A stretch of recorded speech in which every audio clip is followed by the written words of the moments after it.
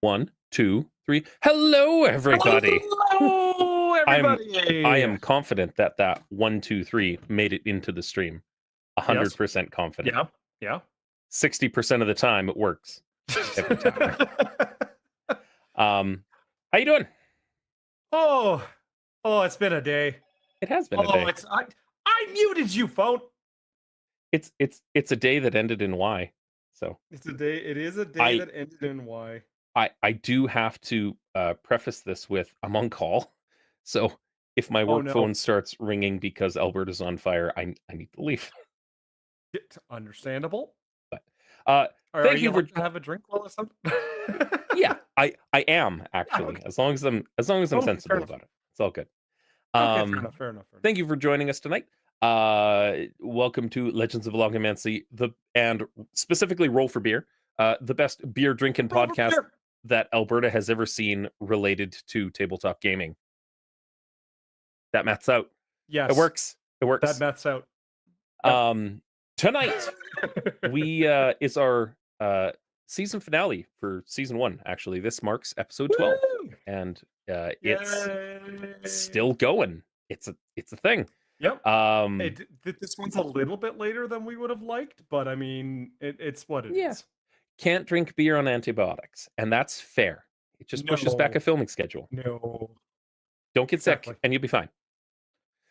So exactly. It's fine. We had a really eventful month last month. Yes.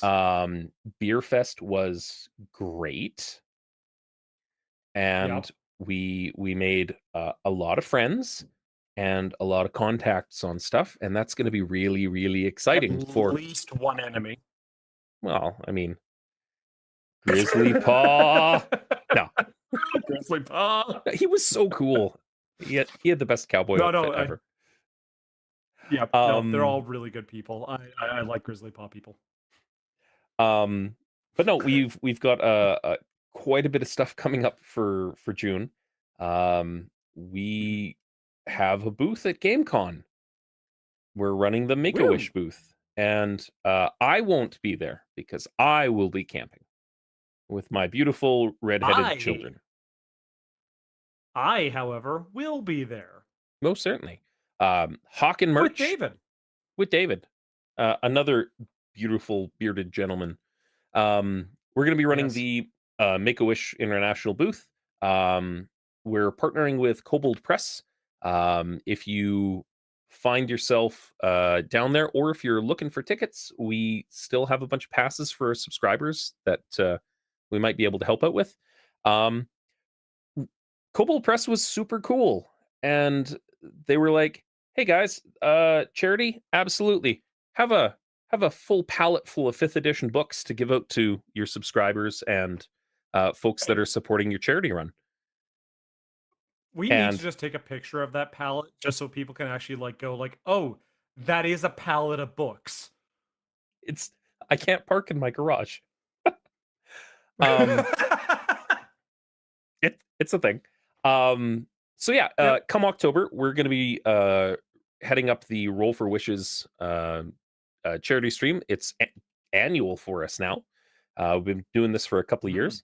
It is 12 hours of continuous tabletop RPGs, usually broken down into 2-hour segments, and then we take a break because we're people and we have stuff to do in between, like eat. We've got some guests booked in at this point, a few recognizable streamers, hopefully a couple more waiting in the wings. We'll see how it goes. And in a perfect world, we're either going to do 5th edition or we're going to look at Tales of the Valiant. Because I mean, if the system is prepped far enough along that we can get a reasonably compelling 12-hour game out of it that is mechanically sound and everything's super awesome, absolutely, I'm totally on board. Let's go for it. For giving something a go. So, but exactly, this isn't charity TTRPG stream night. This is Roll for Beer night, and Something about there's a that. thing that we do. I'm a little out of practice here. What do we do again? You know, I have to find dice. Give me a sec. Spin a little bit. I'm gonna, because Yep. I have 4 beers, so I'm going to rely on my do have 4 beers. trusty 12-sided die that our good I friend just have Melissa a. gave me for Christmas. I have the cattle trop, also known as a D4. Oh, the caltrop. Is that what they're called? Cattle. Yeah. Caltrop. Caltrop. Yeah. Cattle trop. Single point of piercing damage. One of those things. More deadly than Legos. 3, 2, 1. Very much so.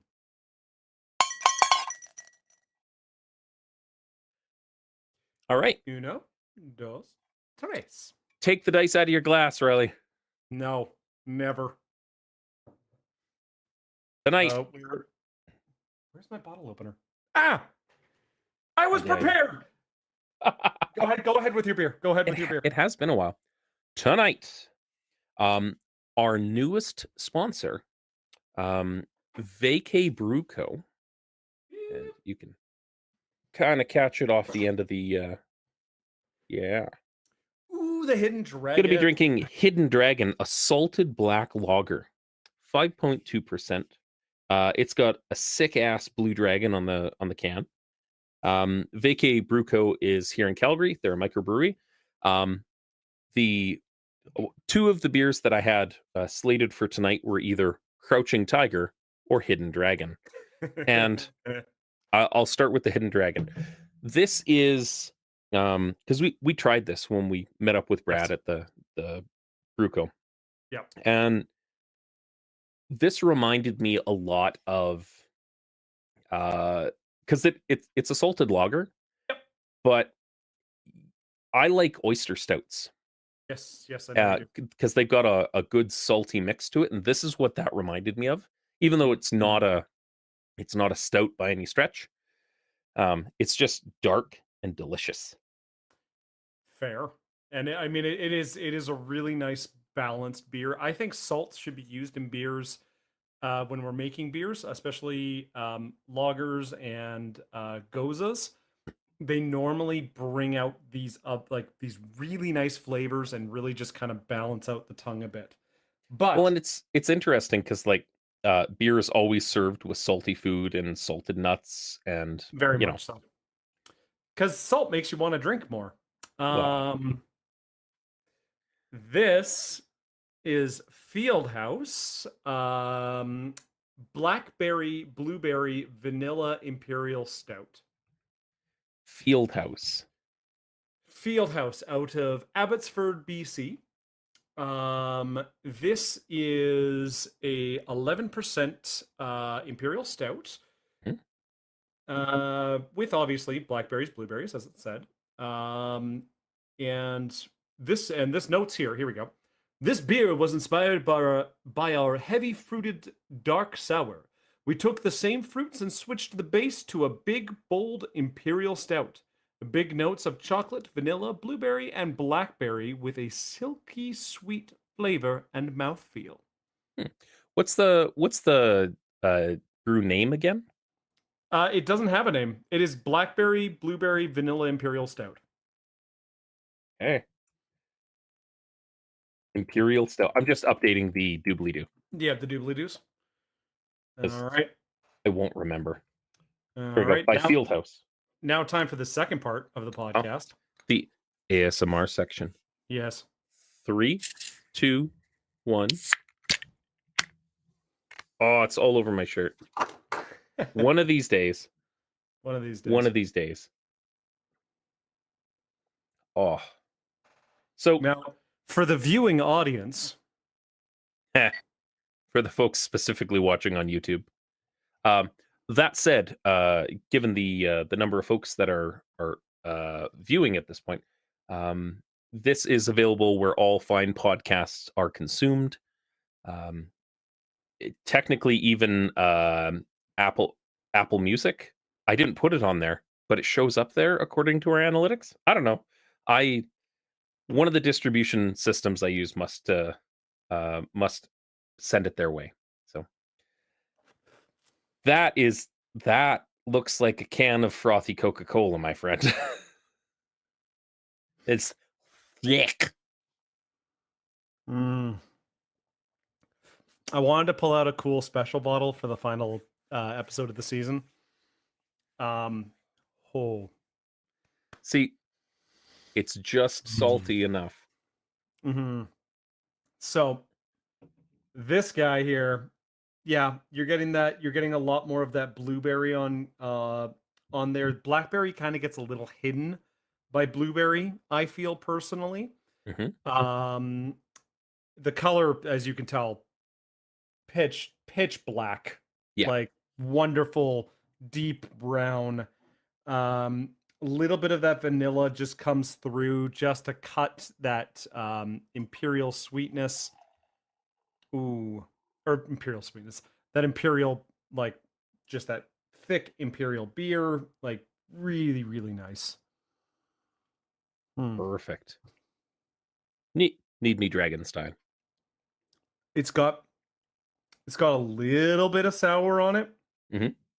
but that's just like fruit sour, like that like tardiness from uh absolutely just wonderful, like fresh, like that's where the blackberries are coming through, is Mhm. that bit of tartness. Yeah. It's like they're taking specific things and trying to find what will balance in a beer. And this is one of the fun things about going for my Cicerone and trying out for that, is because I'm trying my best to get better at describing what I'm tasting. I That's fair. want to get better at pulling out certain aspects of a beer so then I can relay that in different ways. Um, this is a very strong beer, but the alcohol isn't hitting as hard. Like you don't taste that 11%. Mhm. But there's this wonderful, like I said, that tartness, and then that, like, have you ever had like fresh blueberries? Yeah. I Yeah, had you some get that. today.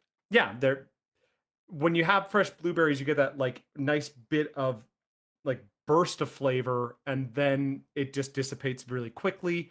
Same kind of a thing going on with this, is you get that blueberry up front, that tartness from the blackberries, a little bit of vanilla sweetness, and all these things are just playing together, Yeah. trying to find those specific points that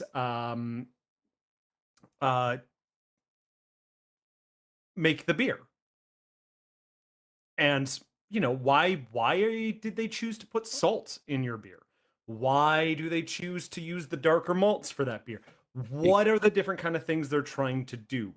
It, and that's kind of what the beer topic of tonight is how does a brewery choose what the hell they make? Well, and, like, you had talked about, because 'cause you're doing that beer advent calendar with work, Yes, and I am. that got me thinking about, like, we we do a lot of different, TTRPG systems on our stream and try out different Yeah, things. And things like, we're playing through GURPS right now, and GURPS very does interesting system. it's a very robust system for certain. It's, Um, mhm, and you had talked about when you're doing your Cicerone, being able to pull out a lot mhm. of those key notes, but like between different flavors and things like that. Yeah. Um, and I like the idea of pairing that up with the kind of game design stuff that we do, because Mhm. we have our own gaming system, the super basic Yep. dungeon crawler, the Nailer system, Yeah. and being able to pull out a lot of those elements in beverages of, like, what do I want? I specifically want that kind of hops for this very specific element that it adds in, because it benefits the whole. Mhm. And it's not perfect for everything, Yes. but for this thing, this is what I want to do. And So I was sorry, you finish your thought. You had a thought there. um so what I wanted to relate that to is, we we homebrew stuff all the time, and Mhm. you take inspiration from this, that, and the other. And I love the Yes. idea of taking things from different systems and applying them through, right? There's stuff that we Yeah. pulled from old versions of D&D that I still continue on with. There's stuff that I'm going to absolutely steal from GURPS because it makes sense to do so. Um, And I was about to say breweries do this too. mhm, Like a lot of the times when they're picking and choosing their beers and what beers they want to make, there are over, I think it's over 80 to 90 different varietals of hops available in the commercial market. mhm, There's obviously a lot of other kind of experimental ones and things like that, but 80 to 90, like these are well-known hops. mhm, And just like in gaming systems, picking and choosing certain hops to go with certain styles of beer, certain malts, certain hell, water, certain yeast strains, things like that. Like there's a lot to picking hops for the styles of beer. mhm. There, of course, are the very, I wouldn't say basic, but very well known hop varietals. You've probably heard me even say them on the podcast multiple times: Mhm. Vanguard, Mosaic, Galaxy. Um, Is Galaxy that Australian one that was in that Anchorage, Alaska beer on the last episode? yes, I believe so. Yeah. And like there's all these different types of hops, and they all provide different um flavors, basically, Mhm, and different aspects to the beer. Some of them add that peppery note, some of them add that grapefruit note, some of them are even adding mint and coconut mhm. to a certain point. Yeah. Tangerine. And so it's about picking and choosing. If I want a beer to be done at a quicker pace, there might be certain yeast strains I use, Yeah. because certain yeast strains are more active than others. Mhm. A friend of mine who is a home brewer, he A resurrected home a yeast. a home brewer or a home brewer? A Home brewer at brewer, home. a brewer at home. Um, Interesting connection there actually. yes, I exactly. never thought of that. Are Yep. they home brewing or are they brewing at home? Yeah. Um, and Byron, absolutely wonderful human being. But he resurrected a yeast strain one time.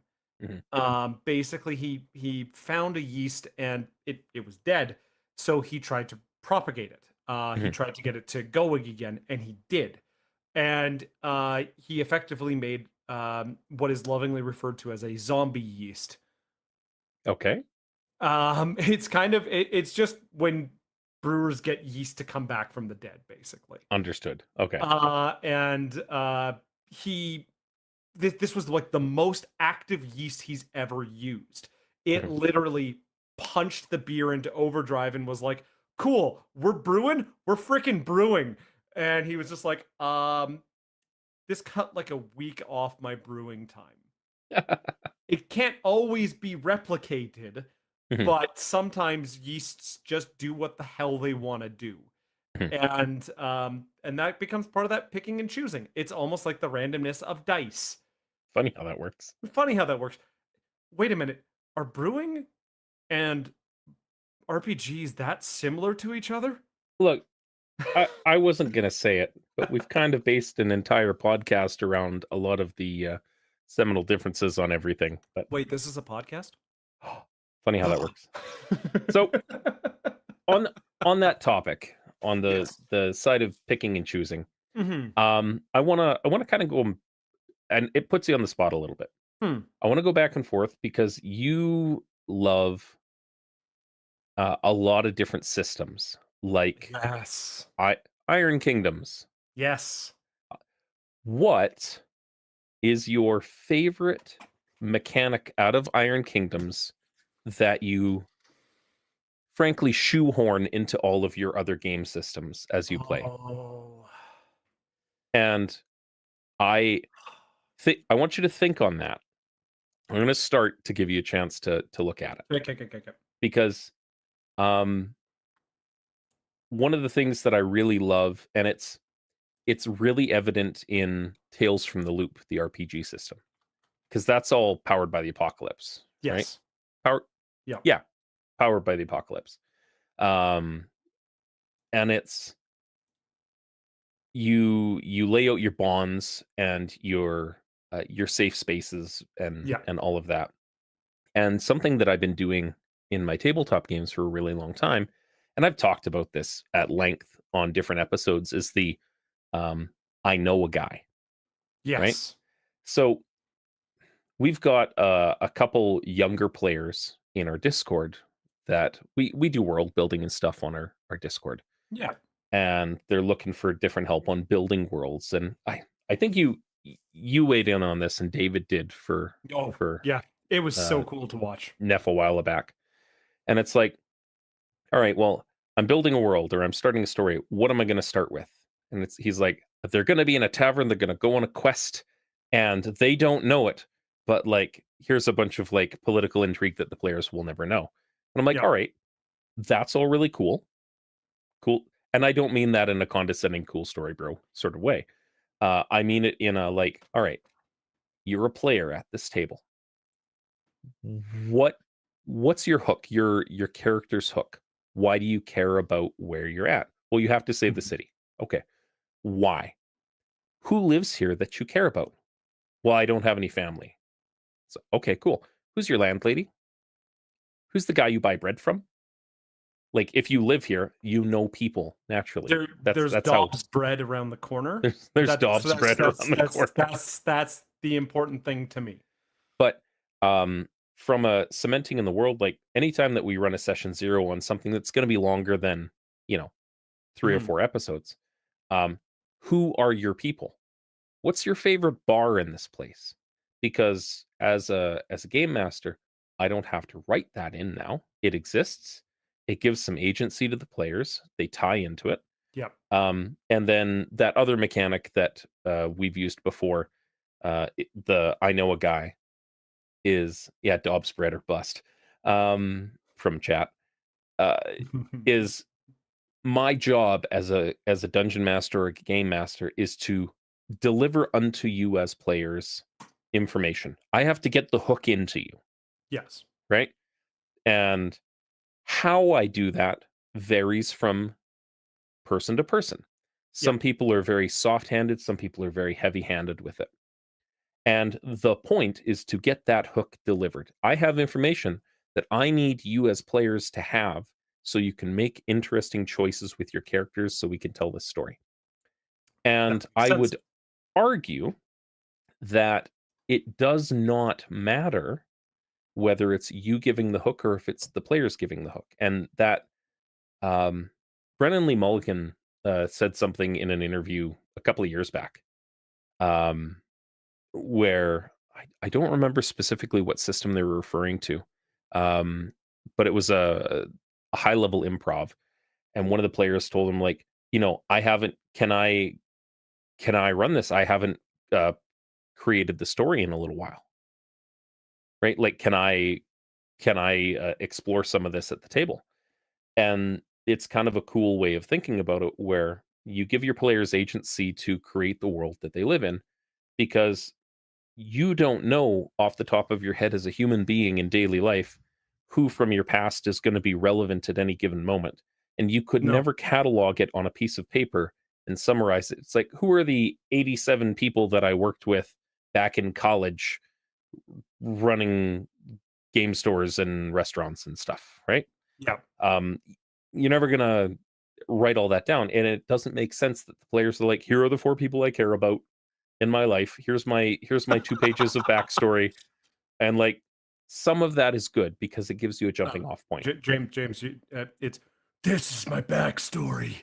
I'm Ugh. a rogue. Oh, I'm so dark and edgy. I gotta Ugh. I gotta keep brushing my hair out of my face Oh so you no. can see my I scars. have to save Gotham. I mean, I'm Batman. Yeah, Batman. but the idea that in a pinch, the players narratively control that is something Yes. that I've constantly pilfered, customized, and applied to my games. Even though there isn't really in a rule set anything for that, Yeah. right? It, it Um, it's when we're talking about the rule sets of different games and things like that, like going back to the Iron Kingdoms thing, and one thing I like about Iron Kingdoms is, and for me, I'm a miniatures player. mhm, I love miniatures games. mhm. Iron Kingdoms is based off of a miniatures game. Yeah, Like the whole rule set, they basically took the miniatures game and went, how do we make this an RPG? that's how And D&D started, though. Like, that is it started which as chainmail. chainmail, yeah. Yeah, And they did, instead of incorporate like changing it entirely, they changed it into, you could almost take the characters built in this game and put them on a tabletop, do which is really neat to me. you want to hear an interesting tidbit? Yeah. And I cannot confirm whether or not this is true, but I've heard it from enough avenues that it makes plausible sense. Um, Dave Arneson playing chainmail with Gary Gygax and the rest of their crew, Mhm. um, on a tabletop at one point tried to use a piece of terrain, and they ended up arguing about having something in an arch that a miniature was under, and it spawned the whole like, but what if they're underground? What if you can't see them for extended periods of time? What if there's things underground that are hazards? Let's talk about this. What, we could call it a dungeon. Ha! And it started from like terrain doing this and folding over. And again, I don't know about the validity of that. That Um it, sounds like such a wives' tale kind of thing, but I could totally see that. right? Like Because it 100%. at its core, that's kind of the logical step of you know, I, I if I ever meet Luke Gygax at a con, I'll ask him about it. I was about to say, the thing I pictured in my brain, by the way, was the ring wraiths overlooking the hobbits as soon Hmm. as you just started describing that. Yeah, cool cinematography, Oh, long ass movies. okay. Oh my god. Okay, sorry, slight aside. So as you know, I drink beer. I also partake in the marijuanas. Comes in pints. Um, so For our me American and listeners, in Canada, you can go to a corner store and buy marijuana in many, many, many forms. It is a normal, yes, commonplace thing um, for adults. very much so. So me and my friend decided to watch. Me and my friend and his brother decided to watch the original Lord of the Rings animated version. Oh, the Ralph Bakshi one? I have the VHS of that somewhere in this room. You know what the most amazing thing to do is? Huh. Watch that while you're bloody high. Holy hell. Look, I we don't do like the kind of content that is reactions or live views or something like that. I would absolutely get Ralph Bakshi's Lord of the Rings and Wizards. Like, you remember Wizards? The rotoscope. Oh Oh, my god. Yeah. American Pop. Yeah. And I would make a series of like taking some edibles and watching some old rotoscoped movies. David, Oh if hell you're if yes. you if you're Let's watching do this, that. uh, David is one of our chief content directors for planning stuff out. David, if you're watching this, that's a thing that we need to do. Rotoscope movie viewing. You can keep the Yes. camera about this high up. Um, Yep. excellent choice, I my would do friend. that. Yep. Yes. But no, we got bong high and enjoyed the hell out of that movie. I like it. That is a movie. That is a movie. Holy hell. Uh, Melissa's on board from chat. Anywho. Yeah. Yes, exactly. Hey, hi, David. Speaking of, Yeah. So that said, so that's it. what would you pull from Iron Kingdoms? Iron Kingdoms. There's a couple of things I'd pull from Iron Kingdoms.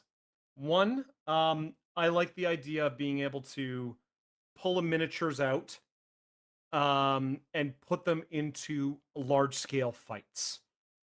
I think that's a really cool session idea where it is a battlefield, it is a war, which really is cool to me. But also the factions in Iron Kingdoms, like there are very set factions, and I use factions a lot in my D&D storytelling or in my role playing storytelling because it gives that sense of ownership, if you Well, will, that's Kobold towards different Press things. actually leaned heavily into that with Horde of the Dragon Queen when they wrote that for Wizards of the Coast with Mhm. the Lord's Alliance and the Emerald Enclave and everything Yep. else. And Tasha's leaned heavily into that too with the idea of patrons. But Mhm. a lot of that came through from Eberron. Like you are beholden to these corporations, these dragon marked houses. It's like, Yeah. who is your liege? Walmart, sir. It's like, who is your liege? The kingdom of Amazon. That's like, oh shit, they got a bigger army than us. Oh God. Yeah. Also, just I don't know. The other thing that I really liked was the way their spells worked. Again, they didn't have. They don't have like you have a certain amount of spells. No, what they had was depending on the type of spellcaster you were, Mhm. you could there's a lot of different things. I'm just like thinking about it. I'm like, wait a minute, hold on. Are we talking about the regular Iron Kingdoms? Depending on the type of caster you were, you would get a certain amount of mana back every turn, Mhm. or magic basically back every turn. And then you could keep casting spells. You had upkeep spells, which are basically concentration spells. Um, and just the way the spells worked, I like better than D&D personally. So Again, it's coming to the fact of it feels like a miniatures game to me. you say this. We've been because coming up soon, we've got our Star Wars 5e system. Um, Mhm. and as Which a I'm very much looking forward to. as a point, Star Wars 5e doesn't really use spell slots. It uses a Mhm. like 95% compatible version of how spell points work from the or mana works from the Dungeon Master's Guide. I Mhm. don't know if you're familiar intrinsically with I that. don't know that one. No, So, not uh, familiar, no. slight spoilers. Riley's going to play a Jedi in a Star Wars game, and Oh my god! instead of having like, oh, you have like 3 first level spell slots and 2 second level spell slots, you have spell points, which is a pool of numbers. And if you want to cast a first level Yes. spell, it's 1 plus the level of spell in points from your pool to cast that. And you can't cast more than you Mhm. know. Um, but it accurately represents for me something that GURPS does really well, which is fatigue points. And GURPS uses fatigue It's points in true. like if you're a caster, you're burning FP instead of MP to Yeah. cast your spells. And there's certain abilities and advantages that you can take to recover FP back faster if you're a caster and you're spending it on magic.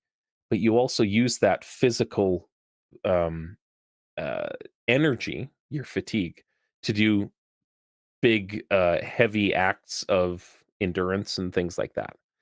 And I like Yeah. how the force powers or tech powers and stuff correlates with effort. I've only got so much in the tank because the Yes. one thing about spell slots that is kind of weird is I've cast 15 spells today and I'm drained, but I still have enough in my tank for a ninth level spell that can like alter time, right? Yeah. I Exactly. And it's just like, wait, what? Yeah, because one of these things is not like the other. Um, yeah, you could upcast Or just upcast shield. fireball. Yeah, you could upcast fireball with a ninth level spell, but you don't have enough left in the tank to like handle it lower. And the Yeah. trouble is that spell points in like the D&D meta, they don't jive real well with things like warlocks. So No. a lot of the multi-classing combinations don't work, so it was never really heavily adopted. And I'm interested to see um, when we see this like revised fifth edition come through from D&D. Wizards are casters now; they have spell slots rather than pact magic.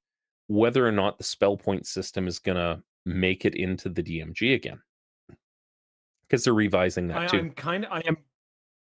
I'm very curious about all of that. And it's like I said, one of the big things that I really liked about Iron Kingdoms is that the magic, like magic users never got to the insane point that wizards do. Yeah. They can't just create things. They can't just do this.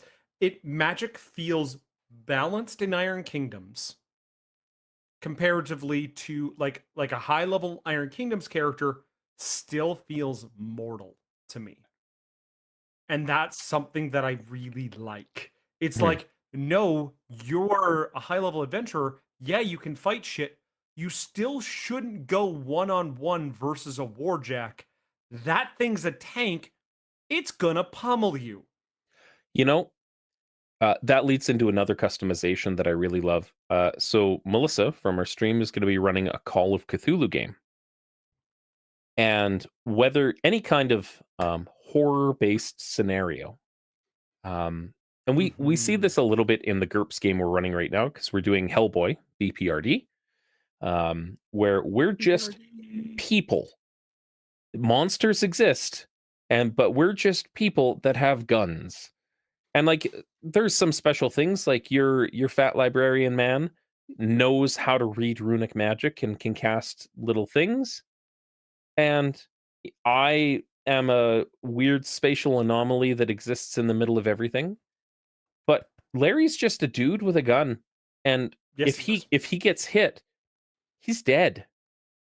So he wears body armor. Yes. Because if he takes a hit, he's dead. Like game over. Um, And ma- in Cthulhu, the whole thing of like you're just a dude, you might have a hidden talent, you might be really good at reading books. uh, yeah, but you're a dude who will go insane. Yeah, Um, this is sorry, just a very quick thing here.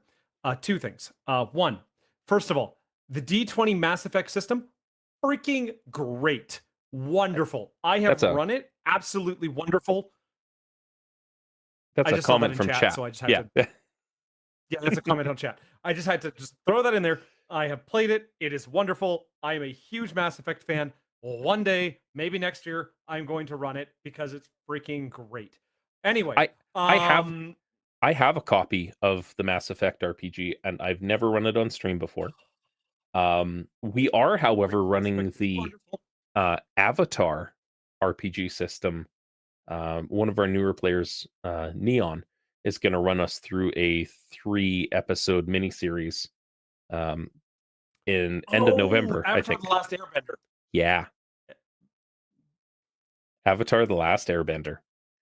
I I have heard mixed reactions about the system, but I'm I on still board. want to give it a try. It's Avatar: The Last Airbender. I could Exactly. go on a tirade on hours on that. But um, the other thing is, speaking about Call of Cthulhu, this is just one of my favorite stories from Call of Cthulhu. My friend Dave, not David, who is in street or who's in chat right now. My friend Dave ran a game for 4 people, and there was a group of people in a house or like a haunted house, and one of the characters had to make a sanity check. Yeah. He failed, and he got the paranoia of loud noises. I cannot remember what that is called at the top of my head here right Mhm. now, but scared of loud noises. And the player decided to go, no, I know what this is equated to. And he hands a note back to Dave. And Dave just looks at him and goes, are you sure about this? Roll this stat. And he goes, okay. He rolls it. And the players are all like going, what? It's like, okay, it has been done. He had first watch. And the monsters come around the corner and they go, oh shit, the monsters, get the guns, get the guns. The guns are missing. Ah, uh, oh The yeah. player went, hey guys, the monsters won't come because the guns are gone. They're attracted to the loud noises. They're not going to come anymore. And all the players just looked at him and went, fucking what? And he got rid of all the guns. I love it.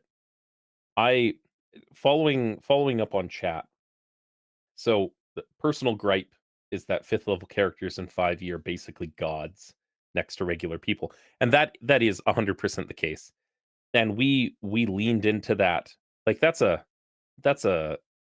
mechanical failing, or that's a narrative failing in a game. Where like, oh, you're heroes, you're just naturally better than everybody at everything. And it led to, like, if you've read manga in the last 10-15 years, um every manga is like, oh, you're heroes, someone from another world, you're naturally better than everyone, you're basically gods, go save us please. And that's the Yeah, trope that I leaned into for power. Hmm? I'm going to complain about the power creep in manga here. Now, when I grew There was just Goku and he was just naturally better than everybody at oh wait. Yeah. Now they've got this One Ligrophobia? Piece guy and Luffy D Monkey. Ligrophobia. Yeah. But that's the trope that I leaned into for our 5e games, is that, all right, we're just gonna own it. You're all summoned here from different worlds, you're rekindled, you're naturally better because you guys used a point buy system. Everybody else is a common human from starting point if you're not a rekindled.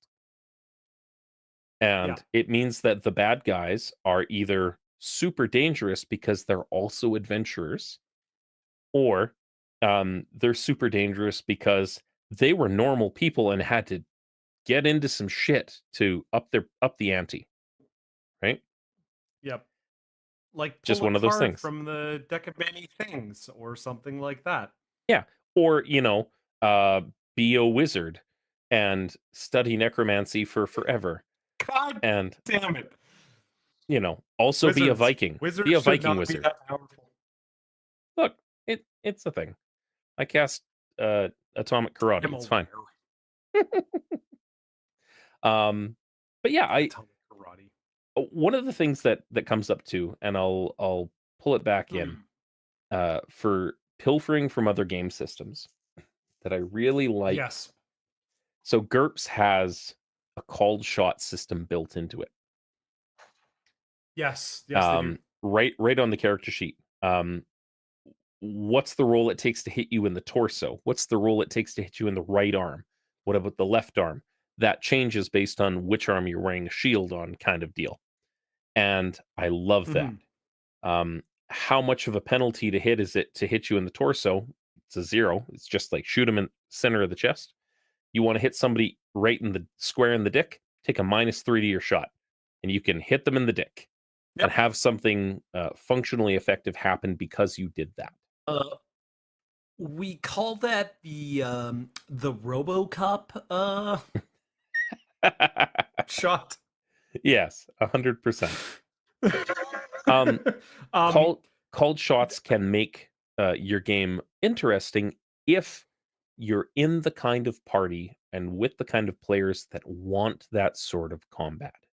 Because yes. especially a lot of tabletop combat devolves into, I roll the dice, I tell you my numbers, you tell me if we're done combat yet. Right? Yeah. I throw Yeah. big numbers at it Exactly. until it falls over and we can move on. And it can be sometimes a little draining to say, okay, now it's time to throw numbers at things until it's dead. Till it's dead. And there's certain parts of it that I like about that. There's certain parts I don't. And because big numbers are great. Let's be honest, big numbers are great. When you roll big numbers, being a paladin player is great. But there's another thing that I like from the Dark Heresy role playing system and the Warhammer in general role playing systems. Mhm. Just to kind of go along with the called shots, there's the critical hit or the critical condition tables. Are you aware of these tables? Mhm. Um, because I just want to read out Dark Heresy crit table. Because I just love these. Because there's a lot of different types of weapons in uh the games, such as Dark Heresy and Only War and etc. etc. etc. Such as explosive critical hits if you hit the head. Yes. It goes from 1, the explosion leaves the target confused. He can only take a half action on his next turn and takes 1 level of fatigue, all the way up to 10 plus, as above. Except such is the unspeakable, appalling manner in which the target was killed, that any of the targets who are within 2 meters of where the target stood must make an immediate willpower test or spend their next turn fleeing from the attacker. Yes, 100%. Th- This is where some things start to mesh because you could readily implement um, a called shot system in something like a D20 game and Easy. fully pull that over. Or you could get that exact same approach by implementing a madness and sanity point system like what's in the DMG for 5e. And y- okay, you've brutally murdered somebody in front of them in a very effective way. And mechanically, you rolled the number and you did more numbers than they had numbers on their side. Like just getting that out of the way. It doesn't matter. Yeah, You yeah, did a yeah, yeah. thing and it was cool. You Yeah. gotta, how do you want to do this? And if you did it so well or your narrative description was so good that everybody at the table is like, dude, fuck yeah. Then the Dude. people around them, if you're using sanity and madness, should absolutely either take a point of madness or it should strain their sanity. They should feel an effect like that. And like Oh, people are yeah. quick to try and bake it into a mechanism or some kind of an ability, but narratively, if you see somebody gored in half in front of you, what are you gonna do? Right? Like, Oh, no, I'm speaking fine. of, I still have my numbers. My numbers are okay, therefore I can my still numbers fight. are okay. Yeah, and speaking of, rending critical hit effects, head. Yes. The attack tears skin from the target's face, dealing 1 level of fatigue. If the target is wearing a helmet, there is no effect. That's level 1. 10 plus. As above. I just, I love the as above. Except the target's neck spews blood in a torrent, drenching all those nearby, forcing them to take an agility test. Anybody who fails the agility test suffers a -10 penalty to his weapon skill and ballistic skills for 1 round, as his eyes or visor get filled with gore. Mhm. I love the Sick. Warhammer universe. It's so stupid. So, another interesting tidbit, and this could be my Hmm. catchphrase at this point if you asked my wife. Um, do you know where the first boss battle originated from? Okay. Okay. Hold on. Let me think about that for a second here. The first boss battle. Like, are we talking like video games? Or are we talking like The first TTRPGs? Like, yes. Yes. hmm. The first time that the term I boss fight or boss battle, the concept where you have regular I enemies. I know it's not Final Fantasy. I It is know not. it's not Dragon Quest. It predates them by so It's much. it's one of the text-based RPGs. It is Like the one of like the old original computer ones. 1975 RPG Dungeons and Dragons. Started the concept of Really? the final boss or the boss fight. In The concept. BEG. So there was a role playing game done on the Plato system and it's basically like a Mhm. texty blip blip dungeon crawl. And it Yeah. was You face the direction north. you've got to get the orb, and the orb is in a treasure room guarded by the gold dragon.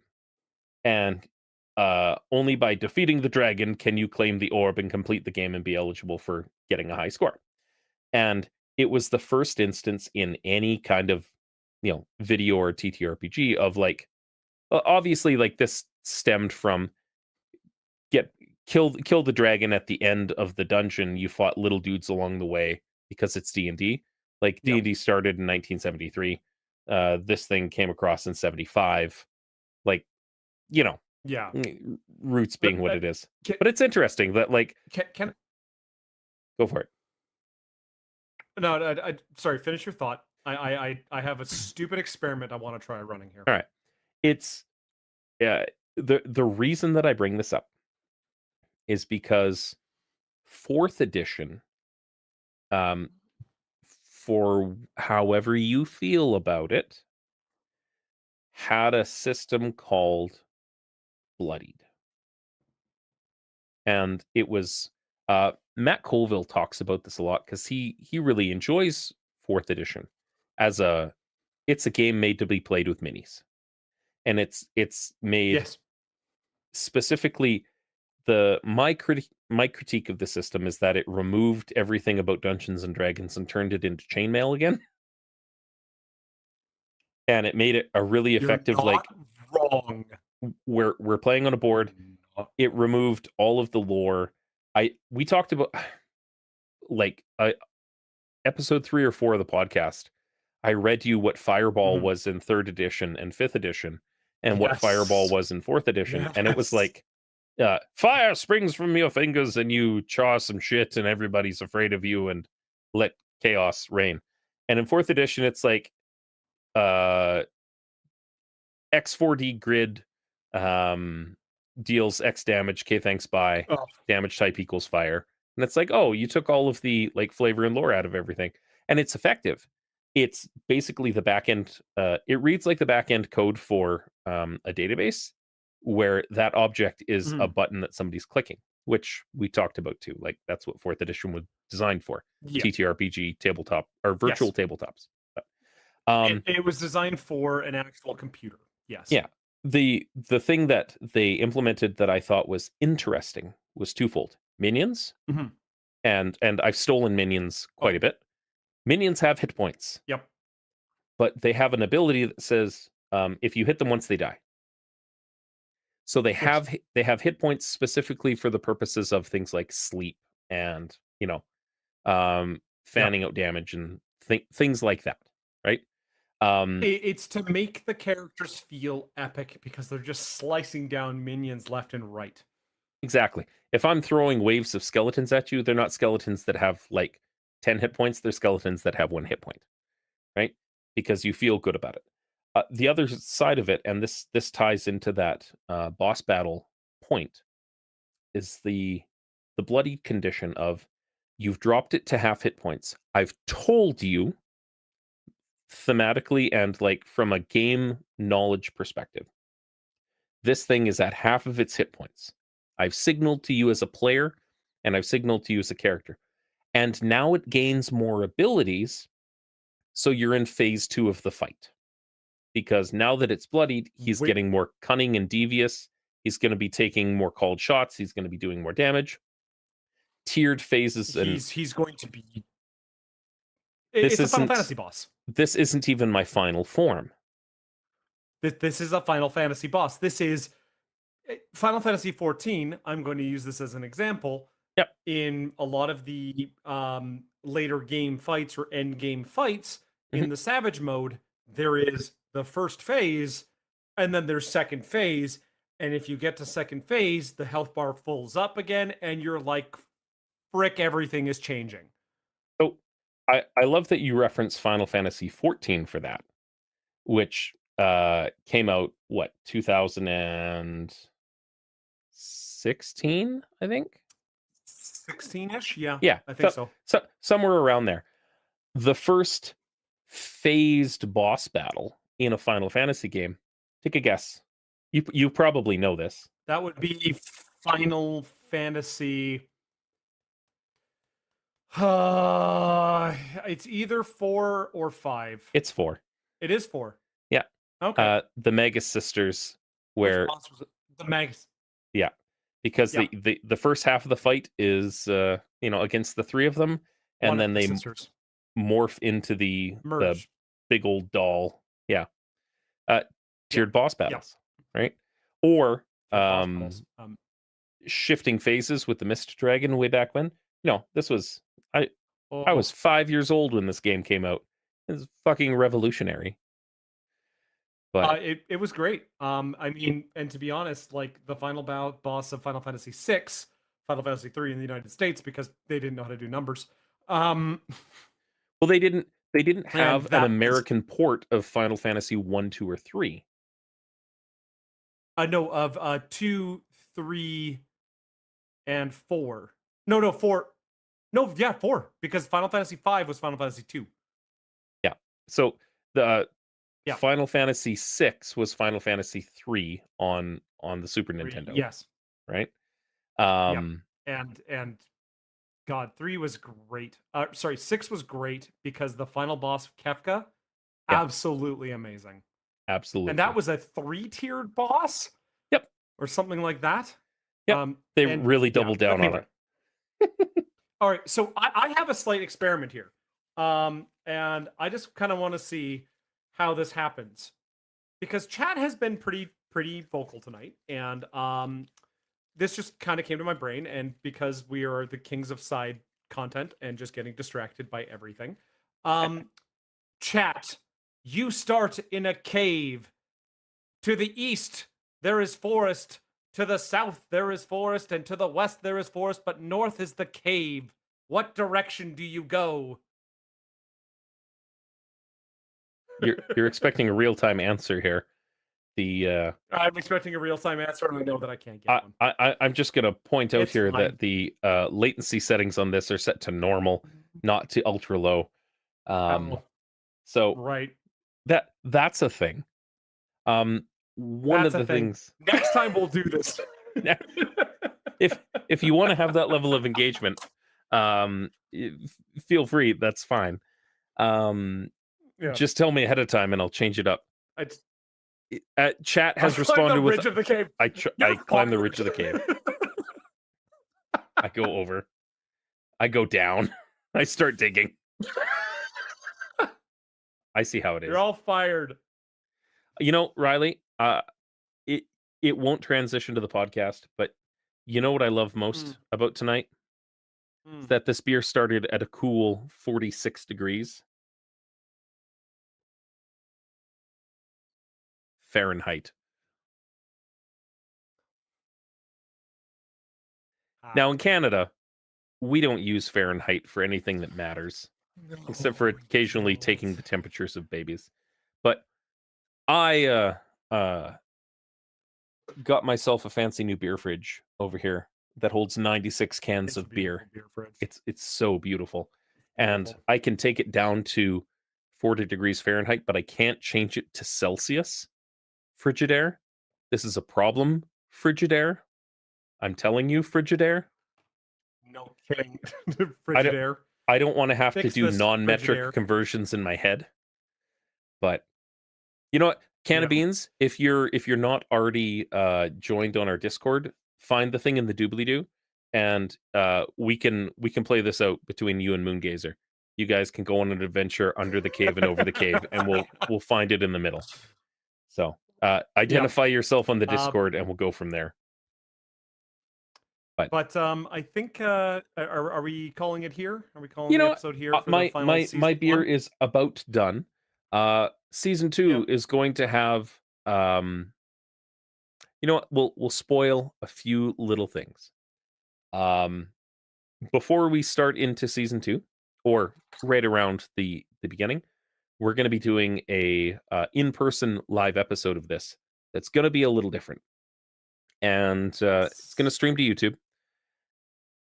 Riley is doing some training on his palate, and I have procured a handful of flights platters with individual glasses that fit into them, where our good producer friend David is going to test his test his tongue. Oh God, not an OnlyFans thing. Test his palate, not a construction thing. He's gonna feed Riley a bunch of beers covered in duct tape so he doesn't know what they are. And we're gonna see just how good he is. And he's gonna bear it to the world. And Yep. David's gonna be a real dick about it, as I have instructed him to do. And I, just to make things more confusing, will also not know what the beer is, but I'm gonna make educated guesses based on my remarkably limited palate compared to Riley's. I'm gonna be like, "This And tastes like kokanee." And you know what? and I'm I'm probably gonna be right. and I myself am going to put James through the ringer at one point as well. Oh, When yeah. I start doing my Cicerone training, what I can't wait for is getting the Fouling kits? fouling kits, if you will, or the um, off kits. These Hmm, are kits that Cicerone training gives you, or you have to buy, and they basically go, "Hey, this is uh, a stringent beer. This now tastes like a stringent beer. mhm, Can you detect it? yeah. Why does it taste like cheese all of a sudden? It's Why very does this cheesy. dry my mouth?" Yeah, So, yes, we are going to be torturous to each other in the next season, and I am very much so looking forward to this. I like it. And, Um, not to mention we're going to go to breweries and stuff like that. But anyway. hmm, yeah, we have some on location Mm. things planned out. Um, that said, thank you everybody for stopping by. Uh, if you like what we do, please leave a comment on the video, not just in chat, but on the video itself. Like the video, it helps us out to get it out to more folks. Share The it. share it with your friends. It helps. Every little bit helps. We are pushing for 1,000 subs on YouTube so we can kick off some bigger, better things. Trying to get to that point. So, uh, if you Year if you'd goal. like more of this, you can find us on Monday nights streaming our different TTRPG systems. Right now, we're in the middle of a GURPS 4th edition campaign.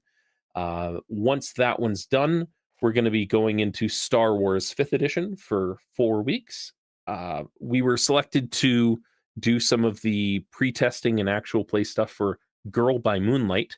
And we're going to be magical girls, probably in mechs, I want to say. I'm going to be running that one. Call of Cthulhu after that. Riley's going to do a back-to-back 6-episode run of Pathfinder 2nd edition. And then we get into Avatar: The Last Airbender, the TTRPG system. So that's what's on the docket right now for our Monday nights. So um and of course our can of beans moongazer one shot from chat where they're going to tell a story about, you know what? I'm going to run you guys through my own TTRPG system, the dungeon crawler, the nailer system, and just see what you do with it. That sounds like an excellent idea. Okay. I think an excellent idea would be, once we get enough viewers, is to do a dungeon crawl like the old text based system, Yep. kind of like how Twitch plays Pokemon, but Oh as in God. north, north, Oh, north, north, north, north. I had a different idea actually, and I've shifted my camera a little bit. Hidden amongst these Dungeons and Dragons books is something special, and it's right over there, and you'd have to tune in on YouTube to see it. But it's a singular ship, and it happens to be blue. And if Do you have a second one there? I don't, but they're easily procured.